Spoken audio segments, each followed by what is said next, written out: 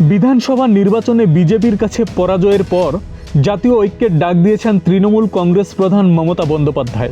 রাজ্যে বিজেপির বিরুদ্ধে বাম অতিবাম নিয়ে নতুন মঞ্চ গঠন করার প্রস্তাব দিয়েছেন তিনি।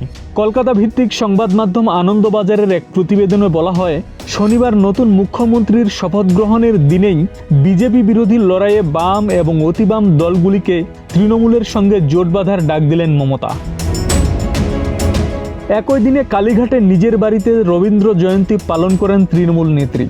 সেখান থেকেই এই জোটের জন্য তিনি আহ্বান জানান। মমতা বলেন, চারদিকে সন্ত্রাসের বজ্রাঘাত চলছে। আমি সব রাজনৈতিক দল, ছাত্র যুব সংগঠন, এনজিও সবাইকে নিয়ে বিজেপির বিরুদ্ধে একটা মঞ্চ গড়তে চাই।